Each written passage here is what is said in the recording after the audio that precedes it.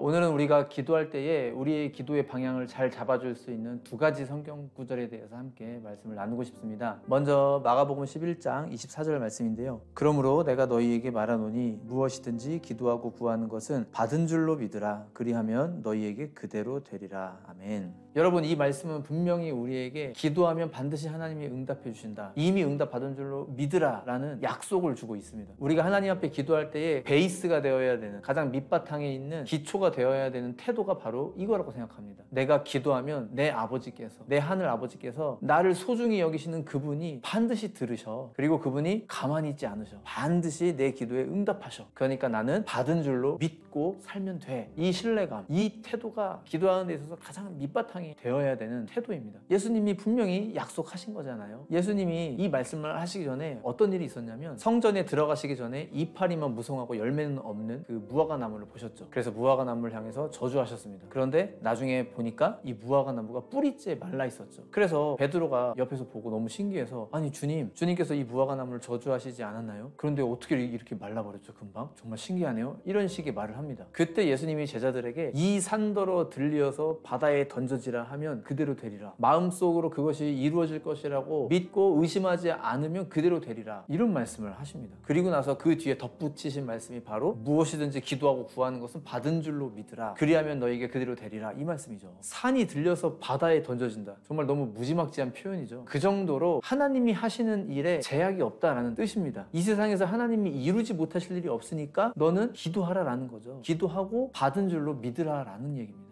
여러분, 정말 이거는 놀라운 약속이에요. 이거는 예수님을 주와 그리스도로 영접한 우리들에게, 우리 크리스천들에게 주어진 특권이에요. 이 약속을 잠잠히 생각해 볼 때 기도에 대한 그 동력을 얻게 됩니다. 그래, 기도해야지. 나를 소중히 여기시고 내 인생에 대해서 절대 쉬지 않으시는 그 하나님 아버지께 내가 기도해야지. 오늘도 구해야지. 이런 기도의 마음이 생겨요. 그리고 받은 줄로 믿고 그렇게 사는 겁니다. 옛날에 레디컬이라는 책이 굉장히 화제가 됐었는데요. 그 책의 저자 데이비드 플랫 목사님이 그 책 제목처럼 말 그대로 레디컬, 아주 급진적인, 아주 근본적인 그런 실험을 했다는 거죠. 말씀을 샅샅이 찾아 읽고 정말 성경에 기록된 대로 그냥 그대로 다 한 겁니다. 그 교회 교인들이 전부 다 같이 레디컬 실험을 한 거죠. 그런데 이 실험으로 인해서 그 교회가 엄청난 간증거리가 생겼죠. 모든 사람들의 그 삶과 신앙이 완전히 송두리째 뒤바뀌었습니다. 그래서 이제 그 내용을 이 책에 쓴 거죠. 레디컬. 신앙의 세계는 이처럼 실험 정신하고 비슷한 것 같아요. 약속의 말씀을 내가 믿고 전적으로 그 말씀을 신뢰하고 사는 겁니다. 이 말씀도 마찬가지예요. 이 말씀을 전적으로 붙잡고 기도하는 겁니다. 무엇이든지 기도하고 간구하는 것은 이미 받은 줄로 믿으라. 그리하면 너에게 그대로 되리라. 진짜 그대로 믿고 구하고 받은 줄로 여기고 사는 겁니다. 그런데 여러분 아시겠지만 당연히 이 말씀은 충분히 잘못 적용될 수 있는 소지가 있죠. 로또 복권을 사면서 주님, 제가 1등에 당첨될 줄로 믿습니다. 이미 받은 줄로 믿겠습니다. 그런다고 해서 로또 복권 1등 당첨 안 되죠. 이런 태도는 굉장히 잘못 적용한 태도죠. 그래서 우리에게는 이 구절도 필요합니다. 야고보서 4장 2절 하반절 이하에 보시면요, 너희가 얻지 못함은 구하지 아니하기 때문이요 구하여도 받지 못함은 정욕으로 쓰려고 잘못 구하기 때문이라. 이렇게 말씀합니다. 정욕으로 하는 기도, 내 욕심으로 하는 기도, 순전히 내 사심이 들어가 있는 기도, 그런 기도는 응답받을 수 없다 이 얘기죠. 어려운 얘기도 아니죠. 그러니까 우리는 기도할 때에 내 동기도 살펴야 됩니다. 나는 지금 이거를 왜 구하고 있는가? 지금 내가 정욕으로 구하고 있는지 욕심으로 구하고 있는지, 이거는 누구보다도 내 자신이 잘 압니다. 내가 전혀 사는데 지장이 없는데 구하고 있으면 그것도 욕심일 수 있겠죠. 주변 사람들을 괜히 의식하는 마음 때문에 내가 이걸 구하고 있으면 그것도 욕심일 수 있을 겁니다. 그리고 내 삶에 감사를 느끼지 못하는 것도 그것도 욕심입니다. 이미 하나님이 내게 주신 것들이 있는데, 내가 받은 것들이 있는데 그건 하나도 내 눈에 안 보이고 내가 갖지 못한 것만 내 눈에 보여서 기도하는 것, 그것도 자족하지 못하는 마음이죠. 구멍난 마음입니다.